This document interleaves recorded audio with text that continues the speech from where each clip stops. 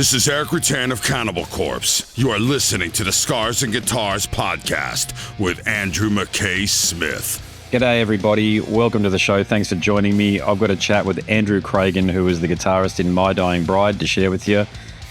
We discuss 70,000 tonnes of metal, the cruise that he and I have only a month or two ago returned from.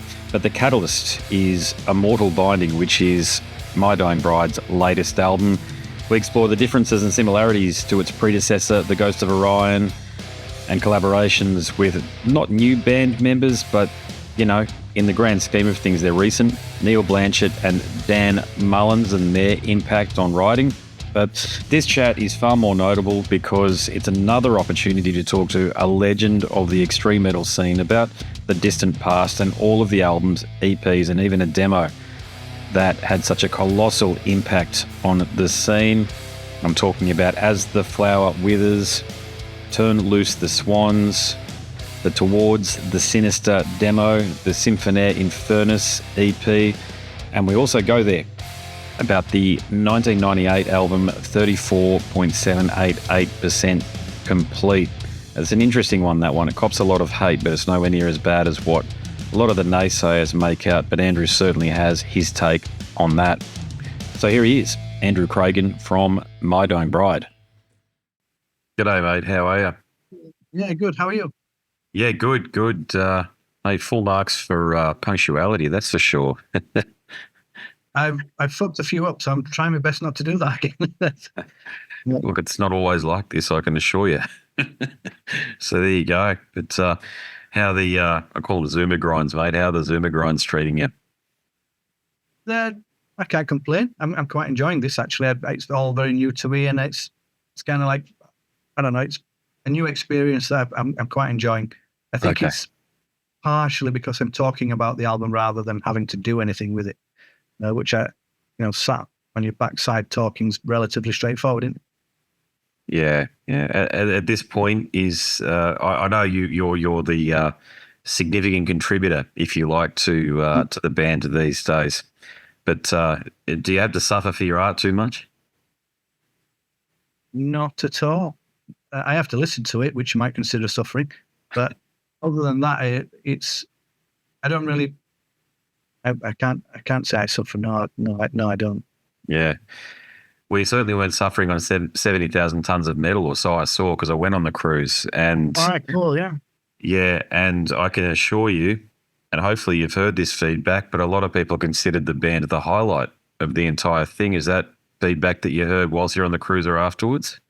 No, I didn't hear that. I mean, after the deck show, the on-deck show, the first one, we were a little deflated because we had some technical problems with 3 pieces of equipment, believe it or not.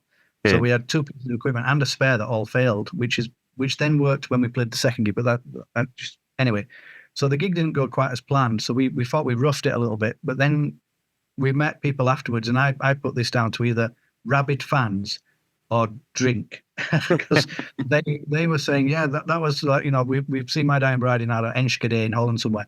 And this was brilliant. And I think, what did you just watch? I thought we were struggling. It was a tough one for us, but going by the responses, we managed to pull it off. So I was relatively chuffed with that. Yeah, I saw you in the theatre, I think it was on the second last night, so the night of Dominican Republic. Yeah. And I thought you were just magnificent. It was both a change of pace, but what I didn't realise you were was how incredibly heavy you come across live. That was that was a different experience. I love the albums. I'm an old fan, but it was and I know you'd never played in Australia, because I actually did have an opportunity to catch up with Aaron on the boat, and that surprised me. But I'll get to that soon. But just on the boat as well, is that an experience you'd do over again? It's difficult not to say yes to that. I mean, the boat is, or the 70,000 tons cruise is probably, it's just so strange, and yet it kind of becomes our floating heavy metal palace for a while. Not My Dying Brides, I mean the heavy metal worlds. I would do it again. Yeah, certainly. it's a no-brainer. And if there's any bands being offered it that maybe think it's not really their thing, I highly recommend you change your mind and go. It'll quickly become your thing. But I loved it. It's easy in essence, that it's well organized. Yeah, we had some problems, but we got around them. Without doubt, it's great fun. What was the highlight for you? Bro, I think the second show, if you will, because I saw Omnium Gatherum. Now, I didn't know much about this outfit, but I have to admit, as much as I enjoyed our second gig, I thought their gig was fantastic. I saw them in the same place we played. I thought there was something else. I've never actually seen them before, and I thought they were fucking fantastic. So from another band's point of view, them, without doubt. But then I also did see some other bands on the deck as well, which were pretty cool. But they really blew me away, to be fair, with the precision and how well organized they are as a band. It was just something else. But for me, it's difficult on a cruise to say highlight. The whole thing is almost a highlight, isn't it? I mean, it's just you're just amazed at the entire. In fact, the cruise ship itself is a highlight in essence. If you walk around just sightseeing. Yeah. So from a band point of view, Omnium Gatherum, I did enjoy our second gig. I just love the whole thing. Yeah. What did you think of Dominican Republic? I didn't go that far in. I'm not a massive fan of the sun, being a ginger, so I had to be very careful. And I walked into sort of there was the compound area, which was clearly geared at fleecing tourists. 100%. Yeah. I didn't overly enjoy that too much, but I sat with some friends who came from Holland, and we chit-chatted. So I hung out there. But other than that, I have to admit, I didn't really risk it. I'm not that much of it. I'm not really a tourist. No, neither. Yeah. I very much enjoyed the long walk, the guided walk we did. We got to make do the last bit of a cigar and then smoke that. And I haven't smoked a cigar in a very long time. That was interesting, and just getting out and about. And gosh, it reminded me of the Philippines, where my wife's mother is from. All right, cool. The heat and just the Latin vibe that's there. But I totally agree with you. The Puerto Plata tourist precinct was, I think I ended up spending about 300, 400 Australian dollars there, just because that was my opportunity to buy things for the kids and for the wife and bring it home. But it was so expensive. Yeah. I mean, I don't want to denigrate it in any way or belittle it, because it's clearly, it's excellent. You shouldn't, or I shouldn't complain, but from a touristy point of view, that wouldn't be where I'd go if I buggered off somewhere. But our tour manager, who was with us, he went on one of those cigar tours. He took a cab somewhere to go see an entire cigar making factory where you end up buying cigars at the end, of course. Was that similar to what you did? No, ours was a planned walk with one of the guides. So, you know how you were standing in just outside of the tourist area, and they all had their signs up with their green T-shirts on, and I found mine, and there wouldn't have been more than a dozen people in our group, so that helped. There weren't too many people in there, and we could actually hear what the guide was talking about. But we went to a chocolate factory, and it was more that the place was far more interesting than it probably lets on, and he captured a bit of that. I do know, I remember Aaron was telling me, your Aaron that is, was telling me that he saw a bloke being bustled by some police into a police car. Were you part of that group where you saw that? No, I didn't see that. Yeah, so a bit like the Philippines, I often say about the Philippines, trouble's not exactly going to come walking up to you, but you don't have to go too far to see it or to go finding it. So it gave me a vibe that it could go south very quickly, but I didn't have that. I didn't see the police car or anything like that. I spoke to some Hispanic Americans, and they were telling me that they even got to the point where one bloke, I should say, was telling me he got to the point where he was pretending that he couldn't speak Spanish because they kept on trying to drag him into places for the tourist trap stuff. All right, wow. Yeah. Yeah, I missed all of that. I mean, probably by design.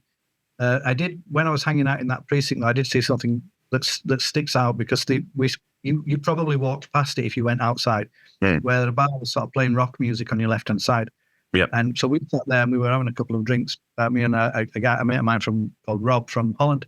Mm-hmm. So we sat, and then all the shops were there, and all the people that run the shops are outside, out there, sort of showing you what they're selling and that kind of thing. Yeah, and not it's geared to heavy metal, as you know, it's really quite normal tourist stuff, which is fine. And they played Bon Jovi, "You Give Love a Bad Name." Great song, you know. So I'm sat there thinking, "Oh, fucking cool."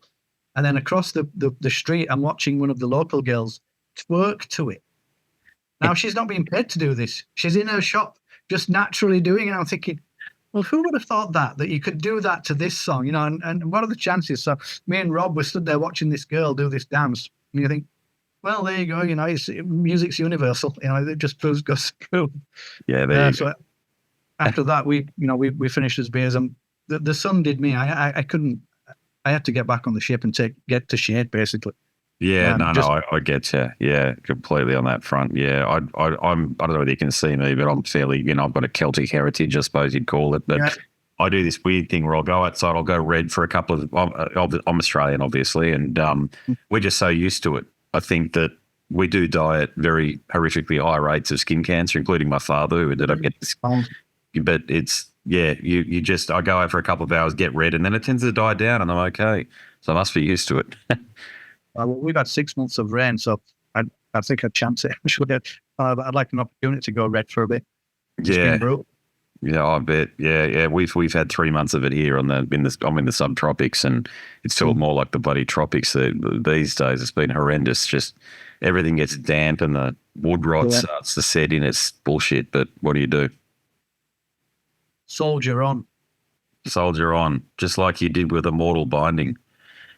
Because we did have a chat. Never expect you to remember these things, okay? Because I know you speak to many people through the course of these, as I call them, Zoomer grinds. But we did have a very long chat for the Ghost of Orion, and I know that with what poor old Aaron was going through with his lovely family there, and I'm so glad to hear that things have resolved or thereabouts there with his daughter.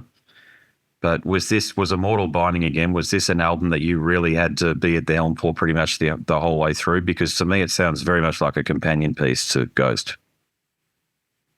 I think we approached it differently. It was rehearsed and written differently. I think I can see why you could. Well, I mean, they're fairly close by, but we've deliberately tried not to make it sound like anything like Ghost of Orion, and we've tried to make it heavier and punchier and more direct. So I'm quite pleased that it does sound like a sister album. I quite like the idea of that. But it's born out of much better times. The Ghost of Orion was a miserable record, surrounded front and back, because we had Aaron's daughter's problem. And thankfully, like you said, she's recovered now as well as she ever can, considering the horrific circumstances that she found herself in. And then we came out of Ghost of Orion straight into COVID. And then you think, well, fucking Jesus, are we going to get a break here? So this album, when, you know, all of that lockdown business was finished and Common Sense broke out, we found ourselves re-energized, because we'd been sort of confined, if you will, because I like rehearsals. I like rehearsing. You know, I'm quite happy recording and what have you at home, getting prepared for rehearsals, but I like the live atmosphere of the rehearsal room. And so once we got started on this, which was around, I don't know, beginning of June in 2022, we never really stopped. We really hammered it, and we were rehearsing all the time. And I think we set about deliberately making a heavier album. We wanted more riffs. We wanted the riffs to be heavier because we wanted more death metal, which we got. And I think it shows that, you know, we had a more concise, if you will, a more precise, not necessarily focused. We still like it to be a bit, you know, rough and ready. We don't want it so driven that it becomes so pointless. And I think it's worked. You know, I have a saying that, you know, you always love your own kids, you know, regardless of how ugly they are. And we love this one. Whether it's ugly or not, time will tell. But we think it's, you know, it's considering the effort we put in, we think we've got something good back. Yeah. Well, I read the presser and it talks about your collaboration with Neil Blanchett. So what specifically was it that he brought to this album here that you feel makes his contribution a standout? It's very simple, but it's important, and it's the fact that he fits in there's no airs and graces with him. He's not trying to be anything else apart from the guitarist, just a standard heavy metal guitarist, very much like me in many respects. And his riff writing's not quite like mine, but it's so close. It's nice. It's easy to like his riffs straight away. And he doesn't miss rehearsals. His punctuation, as you mentioned earlier, is important, and he shows up. He very rarely misses a rehearsal. In fact, I don't think he's missed one. So it makes it nice and easy because you're immediately getting on with his riffs. You're immediately getting on with his harmonies. And he's quick to learn your stuff, and he loves it too. Obviously, he's an old MDB fan, so it's not news about what we're doing. I don't have to tell him anything or try and introduce him to anything. He knows it all. So it was a little bit of a blessing in disguise, really, that we've known him for many, many years, but just never thought that we'd bring him in. So yeah, he played an invaluable piece, and he's loved it. We've loved it. No complaints. Yeah. And Dan Mullins has returned. Now, correct me if I'm wrong, this is his first album, the first album he's appeared on since he's been back in the band, or was he also the drummer on Ghost? No, it's the first one since back in, and he didn't drum on Ghost. I think I can't remember how busy he was. We tried to get him back for that, but he was just too busy with, he has various other projects that he's busy with. The drummer on Ghost of Orion was the guy, Jeff Singer, who used to be in Paradise Lost for a while. Yes, yep. So he bailed us out, actually. He saved our bacon on that without any shadow of a doubt, because we were floundering a little bit when it came to that. So credit where credit's due. Jeff played an integral part of getting the band across that bridge. But with Dan back, and hopefully, he doesn't disappear again, because he tends to, and he won't hate me for saying this, but he might not forgive me. He tends to spread himself a little bit too thin for my liking, because he loves it so much. And it's his desire to play that sometimes he'll find himself, I can't do this, I can't do that because I'm doing this in my other bands.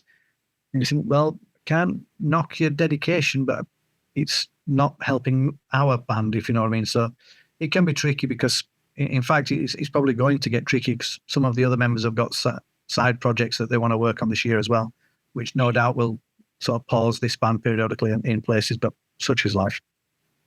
That's a shame. And look, I understand you're all in. This is your band. And from the perspective of it being your band, you're the motivating force. If it's not down to you, albums just don't happen. They don't get done. So the creativity flows through your fingers. So what keeps you inspired? I think it's a strange love affair, if you will, that formed when I first got into rock music many years ago, 1981 or 82. Decided I heard Bat Out of Hell when I was a kid, and I thought it was heavy metal. I've since learned that it's not quite as heavy metal as it might have seemed back, but it was heavy metal to me. And then through that, I formulated this love of heavy metal, and everything, from the way we look, from the way we act, from the tattoos we get and the hair we grow, and the whole ethos. And I think what keeps me going is I enjoy being part of that club. I'm proud of its history. I'm proud of, the rock and roll ethos and the heavy metal ethos, as I don't know, as maybe soft as this might sound. So the inspiration is just to be part of that. All right, we do a very unique, if you will, an eclectic, you might say, style of heavy metal, but it's still underneath, it's based in heavy metal. That's rare. I wouldn't really want to do anything else. So for me, it's really relatively straightforward.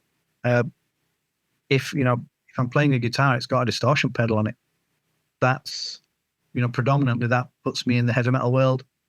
No desire to change. So I just love it. It's as simple as that. Fantastic. Yeah.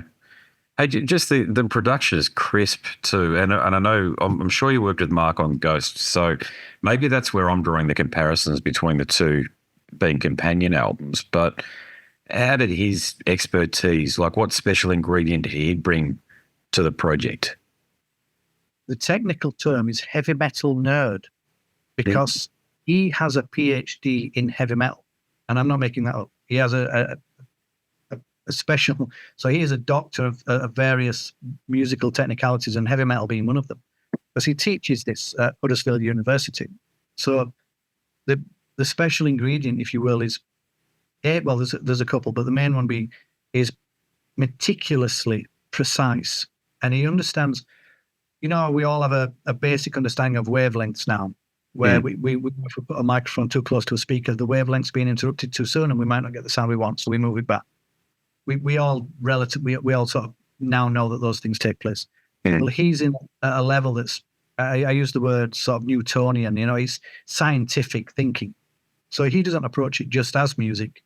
For him, it is I don't know. It's beyond what we would care about. And it shows, and it's meticulous, and it's relentless, actually. And so when we're working with him, we'll say what we want in our sort of basic terms, which were like, I use the example. Now, we didn't say this, but a band similar to us did. It was like to make the guitars sound like a misty forest in the night. Yeah. And he has to interpret that because we're just thugs on guitars, and he's the engineer, producer who has to make it sound dark. But he knows what that means, and as much as he can't really probably allow that.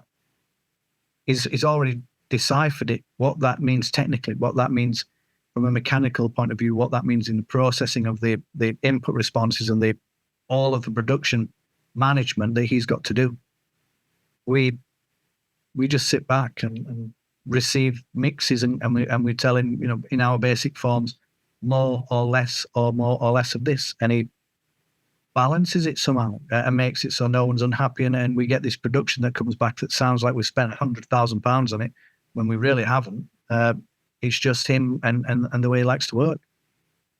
Is he the sort of bloke that can tell you more about your 1990 demo Towards the Sinister than what you guys can remember? No, he can probably tell us why it sounds as bad as it does, but he wasn't there. Christ almighty, he would never allow us to record that. That was proper demo days, and I wouldn't go back and change that. Actually, it's muddy and it's like that for a reason. But he would frown at that heavily. Man alive, he wouldn't allow that. See, he treats everything, even though it's sort of our music. When he gets hold of it, it's his name, and he's going to make absolutely sure that he's proud of what the production level and the engineering when it's done, and consequently we get an excellent product too. Yeah. But that that demo, that was a demo that effectively put you guys on the map, and that was one of the last. I'm not going to say last gasps because we still had the rest of the decade to go, but I'm talking about demo culture. So that was distributed by fans for fans and through zines and that sort of thing. So yeah. Was it? I know that the band obviously has a particular sound; it's unique, but. Did it come as any surprise to you? Yes, it did. We sold in, all right, well, I'll refer, we sold close to 1,000, but we definitely sold and gave away 1,000 because we printed and recorded 1,000 of them, and we were blown away at that. And we didn't just wang them in the bin or anything like that. These went around the globe with, if you remember, it sounds like you do, where people would send you things and they'd put Pritt stick on the stamps, and in the letter they'd say, send my stamps back. Because we were all so poor that we would reuse the stamps, and the post office, we weren't catching on how we were doing it. And we went through 1,000 in very quick succession. And then what really sort of started to open the doors for us was it's a record label called Listenable Records out of France. A guy called Laurent Mill, you probably know them. Yeah. He did a 7-inch with us called God Is Alone, and it sold out before we finished it. Now, he was like, fucking hell. And then Peaceful heard about this success before we even finished the recording. And then approached us with, do you fancy signing with Peaceful? Of course we did, because of Paradise Lost and all of that kind of thing. Anathema, yeah. And Anathema, and the rest is sort of history. So we had a very swift, and I mean, we weren't successful. I mean, people treat us differently after we got signed, but I can assure you we didn't receive any money or anything like that. We were kind of badly treated by a lot of people because they suddenly thought we were rock stars when we weren't, and it was a strange time for a while. But we were doing what we wanted to do, and we had an EP shortly, Symphonaire, so we were loving it. I'm glad you mentioned Symphonaire because I wouldn't say I've studied your music, but I've listened to a lot of it, and that sounds like it's a turning point. That's the catalyst for the rest of your, if I can call it, career, but you know what I mean when I say career. I do. So was there was that as intentful as it sounds? I'm talking about when you're at home in the bedroom or the living room or writing the riffs, bringing them into the rehearsal room, because there's not an album there's not an EP or not a group of songs that sound like that beforehand from anybody. I'm not saying it came from nowhere, but it's a big jump from the demo to Symphonaire. So was that something that you had in your mind and thought, this is the sound that I want to go for, here it is? Not necessarily the actual recording sound. We were at the mercy of the studio engineers at that point, which was a guy called Keith Appleton, who really wasn't, and by his own, I mean, he's a great guy. I mean, in fact, I love him dearly, but he wasn't really a metal recorder. So sort of a studio engineer rather. So he kind of treated us like all the other bands rather than giving us and he resisted some of our ideas as well, which was difficult to love because we thought we were right all the time. So, but the actual approach was very much, I mean, we didn't realize it at the time. I thought looking back, we were tentatively brighter than we suggested we could be, but we definitely meant it. We meant the EP to be like that, and we meant it to be one song too. And the reason we kind of had this, if you will, a punk attitude to it, where no one else is doing this, so this is what we'll do. That kind of vibe, and we'll try and break some rules at the same time. And Symphonaire, we just happened to have it. We weren't really bothered about short songs. We'd already decided that rule was going to be broken loads of times. When Peaceful heard what we had planned, they didn't even blink. It was like, well, we kind of expected this. Let's go for it, and off we went. And it became, I mean, I love the song as well. I think it's a great song, even if it is, 12, 30 minutes long, whatever it is, or 15 minutes aside or something insane like that. But I prefer the first side. I like the slower side to the faster side. Yeah, okay. Yeah, there you go. But we meant it. It was quite deliberate. It wasn't forced upon us or anything like that. That's what we were precisely then. Yeah. It's overlooked in favour of Turn Loose the Swans, I feel. Would you agree? Yes. Yes. It just is. Everybody seems to gravitate to that one, which I've still not fully got my head around. But I'm happy with it. I'm not going to complain at that. But I think the EPs is more unique, if you will. There's more differences of why it's interesting as opposed to the sort of more, polished aspect of Turn Loose, because it wasn't that polished. But I think there's an essence. I mean, to be fair, it almost feels like Symphonaire should have come right in front of Turn Loose as opposed to in front of As the Flower Withers. Yeah, I agree. Yeah, I was going to ask you about that. Yeah, because it sounds like a bit of a detour before, so it's out before As the Flower Withers. I think I'm right in saying that. It was. Yeah, and then it sounds closer to Turn Loose the Swans than As the Flower Withers. So did you decide that you wanted to take things back a step on As the Flower before you sort of went? Did you know what I'm saying? Sorry, yeah, I hope I'm making sense. No, I do know what you're saying, but no, everything we did was just in chronological order. We were too young for that depth of thinking, and I can assure you, we were. I like to use the term confidently naive, because some of the decisions we made then we would never try now, but we were full of ourselves and we thought we were right all the time, and we didn't have the 20/20 hindsight. We didn't do any second guessing, so. But the Symphonaire came out because it did. And then that was, I think Peaceful were relatively happy with that, and then picked us up for the album and some more EPs and so on. And so we just wrote more music. We wrote As the Flower Withers in more or less the order you've got. Did an EP after that, which may have been The Thrash of Naked Limbs or something like, I think it's The Thrash of Naked Limbs, then Turn Loose. So... But once we were off, we kind of, we were doing like album, EP, and it just seemed to hop between the two. And the scene was off, Peel were out, we were out, Anathema were out, we were all over Europe. Yeah. We didn't realize really what we were involved in globally and that kind of thing, but a scene was forming in and amongst us. Yeah. I remember buying Like Gods of the Sun and thinking it was just magnificent. And this is an era where the British grind scene was really at its, was just come over the top of its peak with Carcass, etc. Cradle of Filth at dusk, and were just about to launch. Cruelty, Anathema had some fantastic albums out, same with Paradise Lost, and there you are in the middle of that with Like Gods of the Sun. My perception here, but I feel like that was the pinnacle of that era. Is that something you agree with? I don't know if I'm qualified to answer that. It's difficult to tell because when you sort of sat within it, I deliberately avoid looking at the immediate peers left and right. Yeah. So I wasn't listening to those bands, and I never really liked Carcass as much as everybody else seemed to love them. I never really followed them. Yeah. And Cradle of Filth weren't my cup of tea either. I mean, I like their music now, but I didn't back then.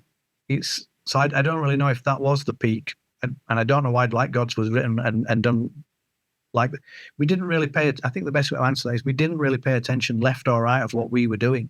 The sort of scene we were in didn't really exist. We weren't in with a bunch of people that we had to sort of, or saw as peers, if you will. So we just wrote what we thought we liked at the time. So, but whether that was the crescendo for Carcass and grunge or grind rather, and Cradles. But I remember one thing: we played a gig in London with Cradle of Filth, and we headlined, and they opened, and they came on, and they had such balls about them. They were obviously going to be massive. There was no question this band had something. Yeah. But whatever, their T-shirts sold out before they even went on. And we're like, how the fuck have they managed that? You know, and we're still kids, so we don't understand the mechanics. And then we see everybody walking around the venues, and on the back of their shirt it says, "Jesus is a cunt." And then we're like, "Oh, I get it. I can see now." And then, you know what I mean? And they capitalized on the merch thing like we never thought to and never could have. And I don't think anybody's really been as clever as them at that. And man alive, it was fucking awesome to be there at that moment in time to see that happen, because that was something else. Yeah, you're not wrong. Yeah. I got to know some of the members from back then. Poor old Stuart, who passed away. We've been able to talk to him and go into significant detail about the era. That was a very significant period for British music. Metal, I'm talking about it. The pop stuff's always been there. Take that and all the bullshit. But you guys were right at the centre of that. The Peaceville 3, what was going, even some of the stuff that was coming out on Cocophonus at the time, Music for Nations. But it's an era that is continuously gifting fans who get into the genre. When they dive into that stuff, there's just so many places that they can go. Yeah, I mean, there's no avoiding the fact that it was fruitful. Everybody was intelligently making and creating excellent music in their own right. I mean, whether you enjoyed it whether it was your particular style or not, that's not beside the point. But you could, I mean, for Cradle, for example, I can see that they're doing brilliant music, but it's just not all for me. You know, and there are certain bands that you think, well, I don't even think that's brilliant, and it's not for me. But I can see the quality of Cradle. We've played with Cradle a few times, and there's no way they're not a class outfit. There's just no way. And then what we also liked is we'd be recording at Academy Studios in Dewsbury, the old haunt, we called it. And then when we weren't in, Cradle were in. And when we weren't in, Opeth or Catatonia might even be in. So the scene was gravitating into little Dewsbury, of all places, for bands to record through Peaceful's contacts and those kind of just the studio picking up a name for itself, that this is where you go to do this type of music. And we were well embedded in, and loving all of that. So again, I said this earlier, we have a saying that we've called it, when you probably say the same thing, the spectator sees the game. But we were in it, and it was difficult to see outside because we were so busy, if you will, concentrating on what My Dying Bride was doing and how we should do our thing. We very rarely certainly didn't look into PL's camp, and certainly didn't look into Anathema, because we'd been accused very early on of being like clones of them, which was never true. So we avoided listening to their music, so we couldn't even accidentally pick up a riff that they'd done or pick up an idea that either of those two bands have done. So we became, if you will, from the British music scene's point of view, somewhat insular, and deliberately didn't listen to a lot of it to ensure that we weren't accidentally stealing or copying anything that they might be doing. That's crazy that people were saying that to you guys back then. You listen to all three bands now and you go back to the early days, you're at different points on the compass, and clearly so. Well, I know that, and I'm glad you've said that. But back then, it's just, I guess it was just one of those things that the comparison has to be. I mean, we can see this now that we've grown up a little bit. It has to be the fact that we were simply on the same label, kind of doing doom of some slow, sludgy metal of some description, and that was good enough to start. It didn't last long, actually, or if it did, we didn't pay much attention to it. Yeah. But it set us off, or certainly set me off in the sense, and no one else in the band listened to PL or Anathema, I can tell you that. But we deliberately avoided it just to, well, we were purists on the My Dying Bride front, if you will. We wanted our music to be just what we thought it should be. And if anybody thought we were stealing from, especially as immediate peers, PL and Anathema, that we really wanted that to stop. We couldn't be seen to be accused of that. And also, it was obviously not true.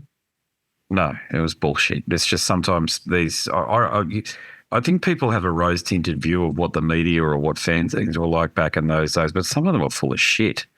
Like, they weren't critical. They weren't. I think it's better now. Yeah, well, I mean, at least now with the internet, everybody's understood that the comments on the internet, you take the good ones as genuine and sort of level-headed, if you will. And the vicious ones, they're just disgruntled and they're never going to like you no matter what. So what's the point? Or you actually know the person and they're trying to piss you off. Yeah. But they're hiding behind some pseudonym, which is fine. And the ones that because we have genuine sometimes, you can see comments and you think, well, that's a fan that's, all right, you might not like immediately what this song's doing, but you'll get a creative, critical review and you can live with that. Yeah. But the other ones that are just vicious and mean, they don't even hurt. I mean, I don't know why people bother, because you don't read them and you don't really take anything from it, because it's just some prick being a prick. And what's the point of that? Yeah. So, yeah, that's so true. Yeah. And I love how the revisionists come out like they're 22 or whatever. So they weren't even born when the album was even thought, like even years after the album, but 34%. You read some of the commentary around that and you think, what are you talking about? Yeah, I mean, on the one hand, it's great that we've all got a voice to a degree, but on the other hand, you think, well, maybe some of us shouldn't. But do you want? I'm all for free speech. Man alive, am I for free speech? And if you want to say something horrible, as long as you're not really doing anything more than just being horrible, fine.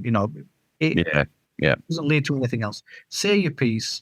Try and make it eloquent and maybe constructive. But if not, say your piece. I'm all for that. And I wouldn't want to really shut that down. I know we live in a world that thinks very differently to that, but I'd be all for. I mean, I'm still am, and because some of the comments we got on ours are clearly naive, to say the least, and misguided doesn't really come on, and you just laugh at them. You think, why did you bother coming here to say that?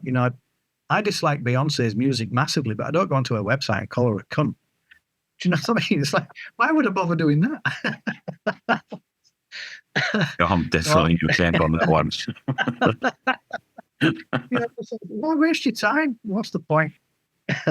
Yeah, I do notice that it happens with the Kiss thing a lot, where people who are in there, I'm not okay. To your point, everybody's entitled to their opinion. Many of us live in democracies, but I just think, for God's sakes, they've had way too much time to think about this stuff, or they're jumping on bandwagons. And I in particular notice it happens with 34%. And look, I was around back then, and I remember when the album came out, and it was like, it was another My Dying Bride album. It was a little bit different, but okay, you're entitled to do that in every band. So for context, I think it was that same year bloody Iron Maiden came out with that absolute stinker Virtual 11. So by comparison, everything sounded pretty bloody good, I've got to say, as an old Iron Maiden fan. But 34% looking back, I don't think that's a bad album at all. It has many of the elements that made you guys great, and there's a lot of other things there. But I noticed it was an album that had elements that you never repeated again. So, do you think you'd incorporate some of those ideas ever again? No, absolutely not. Not me. And I'm that guy on the internet that's denigrating that album under strange pseudonyms is likely to be me, because. I'm not a fan. Not at all. No, we had. You touched on something about the album though that I'll come to first, because I'm not going to I'm going to try not to slate it. But when we rehearsed the album and when we wrote the music, we wrote it in exactly the same way we wrote all our other ones. Precisely. And it sounded like a My Dying Bride, Death Doom, whatever you want to call it, album in rehearsal. I wish I had the tapes. Man alive, I wish I had the tapes because I could prove it. Now, when we went to record it, there was an element of influence, let's say, that came that I disagreed with, and I flip-flopping disagreed with it openly. And I was basically quietly voted out, and you mentioned democracies. We were somewhat democratic, so I had to sort of take that, and I thought, you're making a mistake. The mistakes I think we made were threefold, or at least threefold. The album cover, mistake. The album title, big mistake. And how we recorded it. Because if we recorded it like we recorded any of the albums in front, without the rock aspect and without this sort of digitized element, this sort of, neon city light type of thinking, it would have been, as you described, probably a pretty rock solid My Dying Bride album. We needed a different cover, we needed a different title, and we need, potentially different song titles as well. And I backed out and I said, you're making a mistake. I'm not getting involved in this. And I backed out and no one cared. And it wasn't the continuation of the success. And I could see it from Mars that it was never going to be. And then on the immediacy of that album, Calvin left. Yeah. And I thought, well, why did you fucking do that? Why sync the album and then leave? It's almost like he deliberately drove it into the floor and then fucked off, which left us. So we had, I won't go into the intricacies of that fallout, but we didn't really fall out actually because he was going through a divorce. So it was tough. But I thought, you made a mistake and now you're leaving and it's not going to make it any better. So we had a meeting. I remember this well because I said, look, if My Dying Bride is to continue, it's going this way. This is how we're doing it. We're never doing 34 again. We're not touching that stuff. We're going back to be Angel in the Dark River, Like Gods, but basically what we were. We're going back to be a death doom, dark, loads of reverb, loads of delay, heavy metal band. And everybody said yes. I'm thinking, well, why didn't you fucking back me up before? Anyway, that's beside the point. So I was somewhat in disagreement with the way it panned out back then. And everybody knows that I was there, that whether they want to say that or not, but that's the truth. And we went and did The Light at the End of the World, revived the band's spirits, and we've been rebuilding ever since. Yeah. But in defense of 34, oddly enough, when I now listen to it, I really quite enjoy it. But I despised it back then. And it's taken however long, it's taken 20 years or something for me to come round, if you will, because I just thought we were making a mistake, which I still stand by. But I do listen to it now with somewhat fond memories, you know what I mean? Because it was still a struggle to get it done, and we still managed to do it and so on. But I would avoid that. I wouldn't allow any of that. You won't get me in. I mean, if that band, if we're doing that in this band again, you're doing it without me. It's that sin. Well, you worked with, and I've spoken to the Cradle guys about Mags, but you worked with Mags on this album too, didn't you? Yeah. Yep. I can't imagine that he would have been on board with all of the electronic ideas, or correct me if I'm wrong. Well, I am under the impression that he was, which your statement is actually quite refreshing, because I was under the impression that he wouldn't be involved or on board with any of that either. But going by the results, it looks like they were not necessarily I suppose they were experimenting to a degree and using our album to do it. Because also back then, which you won't know about, is Mags and Calvin had a little side project going on called Blueprint, and they were going to do sort of electronica stroke metal music. Now, it may be that they were using MDB as a template to how to mix this. It never came about. It all fell apart.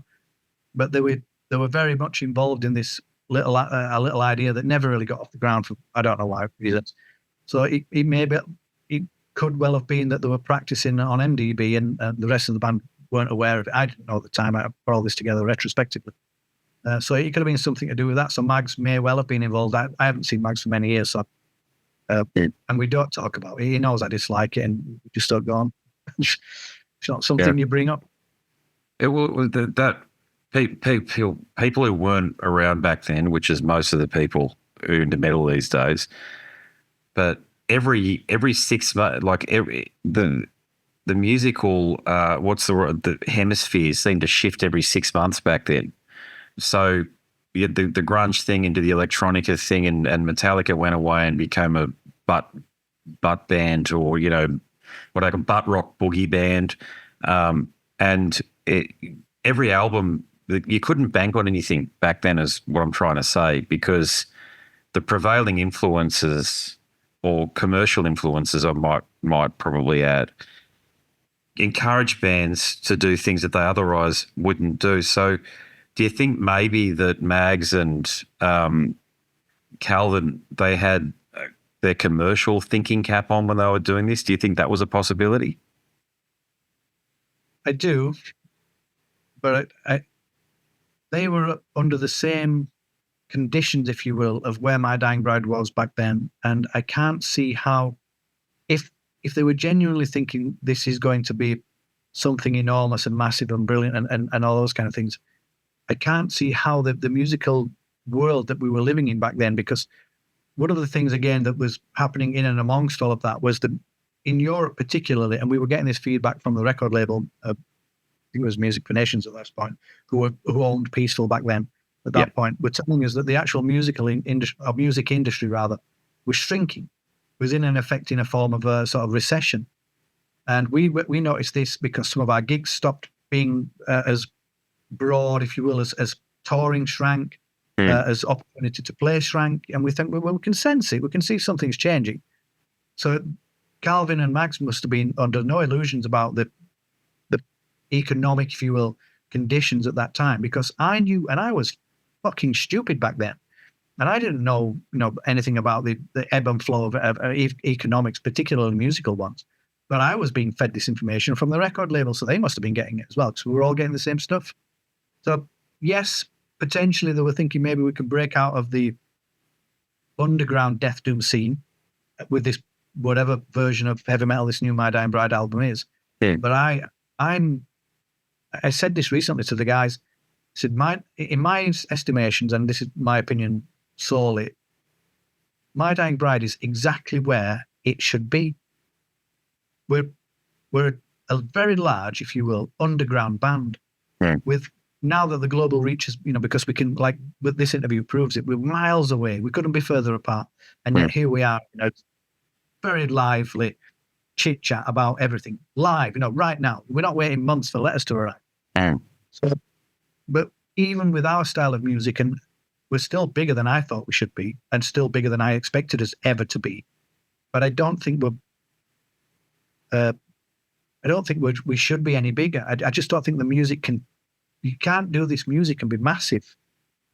And I think they got lost in themselves a little bit back at 34, thinking we can break out of this with this band name, doing these types of songs. And I stand by it.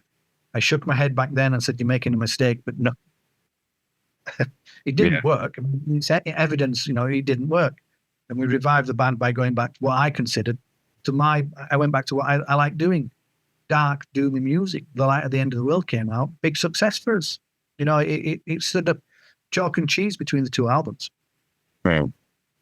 And the paradox is that if you didn't have 34 come out, my perception is that I don't know whether The Light at the End of the World would have been as much of a banger as what it is, because it came out, it was a bit less than 12 months later, I think. So you certainly didn't rest on your laurels. But it wasn't long. It came out in 2000. So we were quickly, or I was quickly trying to repair the damage, if you will.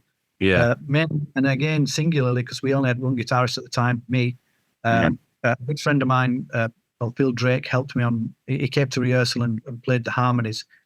He didn't really enjoy it because he played in a band of vomit-drenched, mutilated corpse.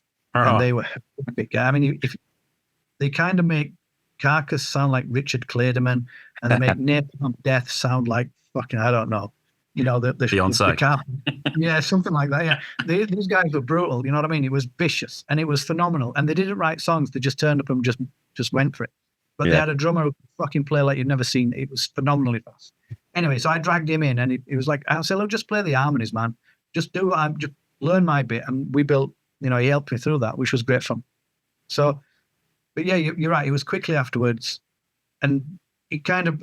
But what it did do, it didn't make people forget about 34. But lots of people did like it in their defense. I mean, I know I've sort of said my piece, but lots of people took to it and liked it. But then again, lots of people found it strange. But then immediately found that they loved the band again when The Light came out. But going back to your sort of statement, there's no way of knowing if The Light wouldn't have come out. You're probably right; it probably wouldn't have, in the way it did, without 34. Which, but what do you do? I mean, what you can't know that it exists. We did what we did, and here we are. I like that you haven't disowned it though, because plenty of bands like Celtic, what's his name in Celtic Frost did with Cold Lake, and Ozzy's done with The Ultimate Sin, and there's plenty of albums out there that are personal favourites, and those two are, I must add, I've got to say, Cold Lake in particular, because of the era that I got into it, and when you could buy CDs for $5 in the bargain bin, this sort of thing, and it was a matter of economics. I didn't have the bloody money, so you were just buying the cheapest shit that you could find. Oh, it's a Celtic Frost album, and you don't know any of the brouhaha around it because there was no internet back then, and you listen to an album and you think, wow, this is fantastic, only to hear that the artist and all of the edgelords out there think it's a pile of shit. But I really appreciate that you haven't stepped away from 34%, that it's still considered, Yeah, I mean, I've been honest with it as well, because I've no reason to lie about any of these things. I genuinely dislike what we did. I thought it was a mistake, but I can honestly say that I think I like it now. I like it now more than I ever did, that's for sure. But that's probably because I've softened, and there's no point. I mean, when you get a bit older, you tend to find that there's not a lot of reason to hold grudges. You know, you kind of you do that stoic thing where people that make you unhappy, you move away from them, and you find yourself happier. And then once you develop this happiness, you tend to find yourself forgiving things that you forgot you disliked, and it builds upon itself. And I've got to that stage now. I'm still working on it. I'm not going to pretend I've hit Zen master, or I haven't done that. Yes. But I've certainly put the sort of skeletons to rest, if you will, about 34. I understand the decision making. I get it. And again, I disagreed with it then, but I understand it, which makes life easier. And musically, I remember the rehearsals. So when I'm listening to The Whore, the Cook, and the Mother, I'm remembering the doom metal version, Heroin Chic. All right, it's odd, but it wasn't quite as odd as it is on the album. It was, probably eclectic at best, but we wouldn't have done quite, if I'd have had my way, we wouldn't have done it quite like that. But anyway, it is what it is, as we say. Yeah. It's on, what I mean by you haven't disowned it is it's on Spotify. It's easily found. And look, Anthrax have disowned a lot of the John Bush stuff, for example. I bet a big band like Anthrax have done that. And it's certainly in the Australian territories, I can't bloody see it. So the version of Spotify that I get, but 34% is available. So there you go. Well, we wouldn't, I mean, that would never even, I'll start that again. That was badly formed. We never even considered anything like that. Never. It would just dumping something at that level. That's not us. No. All right. I mean, because I have this strange sort of theory about things, and things that can seem negative in the immediacy sometimes turn out to be beneficial. Not all times, but you can sort of count them.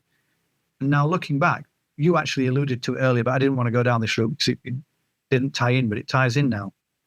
Without 34, which I thought was an absolute shipwreck, we don't get The Light, which is positive for me on a multitude of levels. Now, I recognize 34 for what it is. If without that, we don't get The Light, and we don't get the rest of the career, because who knows how life pans out. Now, so this ties into my theory that if you leave something that's negative for a while, you'll tend to find, if you pursue it and you sort of dedicated enough to see the best in it, you'll make something good come from it. You might bump your car and go, fucking Jesus, that's all broke now. But it might be that it hid an underlying problem in the first place, and the repair cures that. Or it might make you a better driver or take a different route. You can extrapolate positives from, not all, I'm not going to pretend this works everywhere, because it doesn't. But if it's not life-threatening and it doesn't end up in something being fatal, you can extrapolate something good from almost anything. And the 34 thing, I've done that. I've done my best to do that. And quite rightly, you said, without 34, we don't get The Light. And So for me, 34 has to exist because I like the light, and I like the light, what it means to me and what it does and where it led us. So in a strange way, Calvin and Mags and their weirdness, I benefited from that, but I just couldn't see it at the time. Yeah, gosh, yeah. I haven't done any deep diving, but I wonder what Mags has been up to since and what he's gotten up to. I mean, I always associated him with those early Cradle of Filth albums, but I was as surprised as anybody to see that he was mixing your album here. So, and trying to do electronic music. God, the late 90s, it really threw up some very weird, it throws up some weird artifacts when you dive into Encyclopedia Battalion, Wikipedia, doesn't it? Yeah. Well, while we did a couple of albums, it became kind of like a Pro Tools. I don't think they call them gurus. I know that's Apple's type of vibe, but there was 2 or 3 guys in Europe that would train everybody else on Pro Tools, and he was number 2. And the main guy, I think, was on mainland Europe, maybe in France or Germany somewhere, and he was in England, and he was like third man in Europe, well, the second guy rather in Europe for Pro Tools training. And on the back of that, he collaborated with a university in Manchester that trained in music technology and film production and various other artists and game design. And they built this, it's called FutureWorks, still exists. And it became very successful, but they had to work very hard for this success. And they've been through a couple of recessions, still survived it. And we recorded a couple of albums there. I think we did Eliza Isaiah there and possibly another one we did. I don't really remember. We did a couple of records there. I mean, we got sort of mates rates too, so we were very lucky. But he kind of retired some years ago, and so I know he's still teaching, but I don't know if he's actually working in the industry, as it were. So I've kind of lost touch. But the last time he was one of the top boffins on Pro Tools.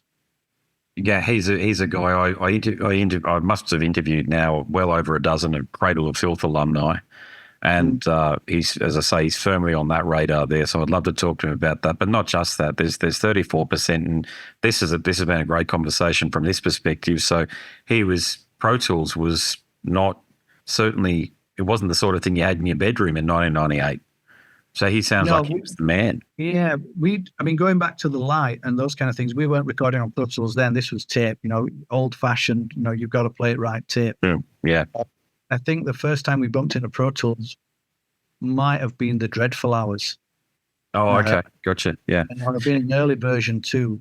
But yeah, it's, but still, still a marked difference. But yeah, he's, and then Mags, if you do manage to get an interview with him, he's a great guy. He really is. He saved the band so much pain just because he's got a very wise head on him. Even though he's not that much older than us, he just had a very calming influence on the band, a very wise mind, very measured, and just a great guy to be around. I can't sing his praises enough. And it was a great shame when he retired from our music as well, because we loved him. There's no 2 ways about it. And he was, in effect, I know people say this sort of, sometimes they sort of say, but this was genuinely meant. He was the 7th member. And he contributed, and I think he's played on the light as well. I think he did some harmonics I couldn't get. But we won't talk about that because it makes, so he has played on the albums. He has been instrumental, no pun intended. For example, The Cry of Mankind, the main sort of melody that runs through the whole thing, Calvin came up with that one rehearsal, and I couldn't quite, my side of the guitars, I couldn't quite figure out where it wanted to go. So literally in the studio when we were doing The Angel, we just did it live. We've made the song up. Me and Mags went through that piece by piece by piece by piece by piece. So he was quite literally instrumental on that album. He didn't play on it, but he was right there helping the band arrange the songs. Going back one more album, Turn Loose the Swans, it was his idea, and I remember it distinctly, to try clean vocals. The songs didn't have clean vocals till we got to the recording studio, till we got to Mags. And I think the first one was The Crown of Sympathy, See the Light and Feel My Warm Desire. And then the band comes in. Can you imagine all our hair standing on end hearing that for the first time? Yeah. This was Mags. This was Mags saying, look, all right, you've got something, but do you want to try something else as well? And we were thankfully open to it. He has to be, in essence, credited for probably a lot more than even we remember. Because I'm sure there's, you know what I mean, there's things I wasn't there for everything, you know, so maybe the other ones have got tales where he's helped them too. But without doubt, if you can get him on, he's a star. He really is. Well, for just to continue this conversation about his contribution to My Dying Bride alone and Go Cradle of Filth stuff, yeah. But I know he's done plenty of other things, yeah. No, that's great. That's great insight. And look, a very different question for you, but I am asking people of, forgive me when I say of your vintage, and I really mean your experience and very long tenure playing excellent heavy metal, but surely to goodness you've thought about releasing a biography at some point. We sort of semi-did that on, I can't remember which album it was. We've kind of delved into that. It's on one of the albums. What the fuck is it called? I can't remember what it's called, but it's been done. We've sort of been down that route, and it's not completely biographical in the sense of, or biographical, if that's the word, where you start at my birth or any of the band's birth. It was like the band, semi-biographical, I suppose. And we genuinely didn't enjoy it that much. Because, I mean, ultimately, I can tell you the basics of me and how I operate. It's just hard work. And hard work in the sense of you've got to turn up and do it, but I like doing it. So that it doesn't feel almost like hard work, but you've got to turn up and do it. And if you're enjoying it, then there's an element of luck involved. Now, you can't quantify that. So, but the biography side, I would be reluctant, because someone did try to do one, and we really weren't keen, a proper one. And I'll probably remember the album it's on after we've finished this, but yeah. I'm more talking. I'm writing a biography for a Norwegian black metal guitarist at the moment, fairly prominent one, and there's stories for days that are coming out. Just what happens on the tours, the interplay between the bands. Here's the concern here. Okay, is that as the older we get, the 90s in particular, because that's the era we all love and remember. That's the where the flame burns brightest is what I mean. It's getting further into the rearview mirror, and I'm not suggesting for a moment that your memory is getting worse or what have you, but your memory does. We live a long life, and things can fade. So it's just about capturing these memories. Yeah. For me, we're already at that stage where some of the memories have blended, where if you were to ask Aaron the same questions you've asked me, you will get similar but different answers. Yeah. And we did this maybe 10 or 15 years ago, where his recollection of what I consider a very vivid memory is completely different to mine. And I'm thinking, because you don't want to, I mean, if you sat there in front of, say, an interviewer, for example, you wouldn't want to ever contradict them, because that would seem rude. And later on, we'd be going, I don't remember it like that. I thought this took place. And he's going, well, no, I did this and you did that. And then it's also, and you went, that's not how I saw it at all. I was thinking about the same gig, or I was thinking about the same trip. And now this is 15 years ago, you know, or 10 years ago when we spoke about these biography, and we'd already mismatching as memories. But I think potentially those days have gone. And sadly as well, if you want to say sadly, we were never really Motley Crue-esque. We did some stupid things, and yeah, they've probably been documented, but we weren't relentlessly stupid, because we thought, particularly, for example, we toured with Iron Maiden for a couple of months around Europe, and it was phenomenal. And they were so professional that we had to be professional as well. Now, we quickly realized that we couldn't fuck about at all with these, you know what I mean? It was Iron Maiden, we had to toe the line. And we quite liked that in retrospect. I see it taught us a lot. So it didn't sort of bend us or take the fun out of anything. If anything, it just made the fun more extreme when we did it. But we don't have like endless, strange stories of, I don't know, crazy nights with groupies and those kind of things. Those types of things never took place. Or if they did, I wasn't fucking involved. Much to my regret, you know, that kind of thing. But so other people's biographies are far more interested. I mean, if you want to read a biography, you go to Lemmy, don't you? Or maybe the Motley Crue. And the Black, I can see why they're interested. I mean, I would read that. Yeah, from a fan's perspective, I feel like all of these stories. I get what you're saying about the. I remember reading The Dirt and thinking, wow, read that. And Levy's biography is poignant as well as entertaining, no doubt. And Anthony Kiedis just sounds like the memoir of a junkie. And there's all these different perspectives. There's all that you get, Yeah. but what isn't out there is our music, extreme metal. There isn't the biographies from the extreme metal musicians. And to be frank, I'm trying to change that. So I'm asking everybody, but in particular, because I've got one that's on the horizon now. Hopefully it comes out because I really want it to, but it's ultimately not up to me. I'm ghostwriting it, of course, but the stories that are coming out, look, when the bloke's telling me the stories, they can come across rather bland, but when they're put together as this tapestry, they're all very intriguing. And I believe fans, people like the people on 70,000 Tons of Metal, the invested few, if you like, they'd love it. Yeah, they are invested. Bill. See what I can call them more. Yeah. Well, let me put it this way: it's no right now, but I don't reckon it might be no for long. I think we just need.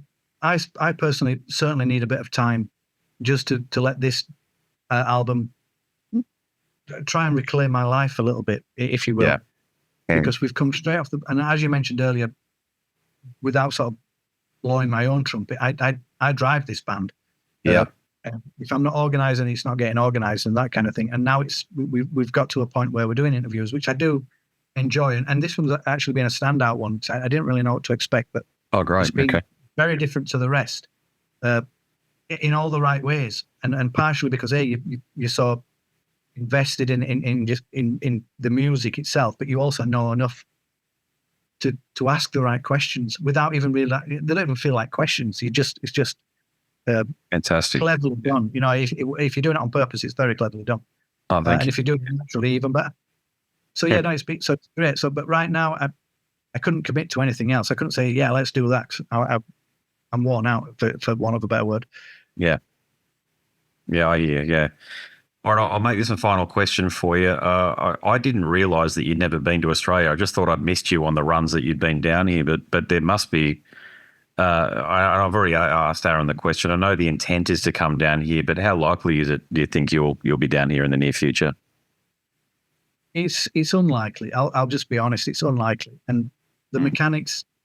You'll understand this more than most people. And is the simple mechanics is the promoters have to get the money back. It costs them to bring us. Yeah. And that makes it at least 2 or 3 shows. And the distance because your country's enormous, the distance makes that maybe a week and a half in time per show to comfortably fly the band and crew, and for the promoter to get his money back. This is break even, and we do gigs for break even too. We don't make money on gigs. We're still at that level, believe it or not. So. The actual economics of it are somewhat broken even before the band gets the opportunity to say, no, we can't do it because there's work won't let us, because we all work full time. So it's not the band's lack of will. Well, I suppose it is, because you could say, well, we could finance it ourselves and I'll just run away from work, which we could. I mean, we could do that, but that'd be somewhat, self-inflicted wounds, I suppose. So it's just because we don't do it full time, that really scuppers us, because we'd have to come and spend 2 weeks doing it. And the promoters, they have to finance it somehow. They have to figure it out. Yeah. It's a shame. I'm sure. Look, at least I've seen you guys, and I can tick that box, and that was a big one for me, as you can tell personally. But you see the T-shirts in the audiences down here. You do have fans here. As we talk about the invested few, they are here, and I know they'd love to see us. So I hope there's a couple out there at the moment. There's a couple of enterprising. Dicey from Soundworks is one. He's just bringing down Carcass in the next week, I think, in the next 2 weeks. Look, they're out there, but to your point, it's an equation. If it doesn't add up, there's no point in you losing your shirt off the bloody back. Well, oddly enough, I've done more Australian press than I ever have on this album. So I'm not sure if the band's picking up or if there are more interested and people, sort of industrial people like you are just out there doing these types of things. So this can't do anything but help, because the more people that recognise that MDBs exist and are willing, I mean, I'm not saying that we're grassroots, but it might just need a little bit of grassroots again to get it going. And Carcass playing out there, that's a good sign, because they might have a smaller crew or a smaller band, but the dynamics are the same. But obviously that Carcass was significantly bigger than My Dying Bride and always have been. So, you know, but the fact that they're going and it's not overly dissimilar scene, that's a good sign. So who knows? Who knows? Yeah, look, for example, they're I guess you call it a double header, even though I don't consider it that. They're touring with Black Dahlia Murder. Now, to be quite honest with you, they weren't the first band I would have think of, but there's obviously commercial considerations here. For a bloke like me and plenty of other people of my vintage and the era that we love, you guys, two bands from similar scene, very different sounds, but both representing the same thing on the same stage. Fuck, man, that's incredible. Yeah, we've done that once before, oddly enough. We played 3 shows, believe it or not, in South America, which was one in Argentina, one in I think Brazil, and one in Mexico. And I think Carcass were on all 3 of them. We bumped in a Carcass a few times.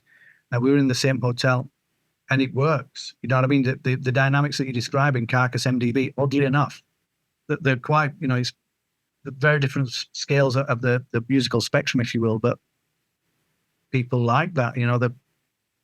Somehow we're mismatched musically, but we match on a festival or a gig. Yeah, it doesn't. Yeah. I was talking to, gosh, who was it now? It was either one of the guys in Obituary or one of the guys in Corrosion of Conformity. Anyway, and I think it was Trevor from Obituary put on a festival or something like that, and the first band that I think he wanted to bring on was Corrosion of Conformity. Now, I think the way he put the guys in Corrosion were saying something like, "Do you really want me to play Albatross in front of all of these extreme metal maniacs?" And Trevor's like, "Yes, that's exactly what I want." And apparently, it went down an absolute treat. Yeah, but yeah. So I mean, the extreme metalers aren't constantly extreme. You know, that's just the outer edge of the music they enjoy. So yeah, I can understand why that works. I mean, and Corrosion of Conformity were massive in England. I don't know what they were like where you are. People took to bands for me. Yeah, magnificent. Yeah. Andrew, I'll leave it there, but I'll tell you what, it's been one of those Roll Gold interviews that happen from time to time. Thank you very much for your kind words and compliments, but also for really appreciate it. We appreciate what you do, and again, because we're no fools, we know. I certainly see that without people like yourself putting in the effort to do the research and to you know, and obviously you love it as well, which helps. It's you know, my thanks genuinely go back to you as well. So thank you for this. No, thank you, brother. No worries at all. Well, fingers crossed we see you down here in the future, and I'm just so grateful that I've had that opportunity to see you on the boat. But congratulations on the new album too. It's another banger. But long may you continue to reign and write immortal riffs. There you go. Thank you very much. Cheers for that. I'll see you later.